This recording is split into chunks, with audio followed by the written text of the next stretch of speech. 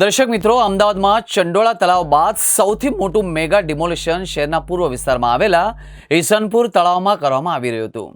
ઈસનપુર તળાવમાં છેલ્લા અનેક વર્ષોથી દબાણ કરવામાં આવ્યા હતા. ચંડોળા તળાવની જેમ જ ઈસનપુર તળાવમાં 1000થી વધુ લોકો રહે છે. તમામ દબાણોને દૂર કરવા માટેની કાર્યવાહી આજે 24 નવેમ્બરના રોજ સવારે શરૂ કરવામાં આવી હતી.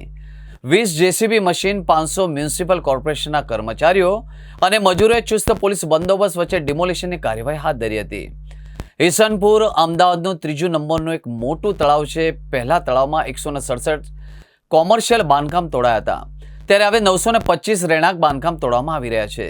મ્યુનિસિપલ કોર્પોરેશને ચોમાસા પહેલા જ રહેણાંક મકાનોને નોટિસ પાઠવી હતી, પરંતુ દિવાળીના કારણે ડિમોલિશન કરાયું ન હતું. હાલ 4 ભાગમાં ડિમોલિશનની કામગીરી ચાલી હતી.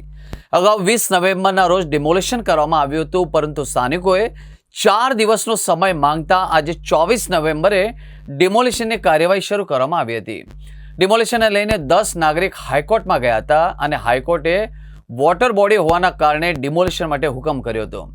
એ સાથે જ 10 લોકોને સમય આપવા કહ્યું હતું. વહેલી સવારથી જ મ્યુનિસિપલ કોર્પોરેશનના આસિસ્ટન્ટ મ્યુનિસિપલ કમિશનરોએ દબાણ દૂર કરવા માટે અલગ અલગ જગ્યાની જવાબદારી સોંપવામાં આવી હતી.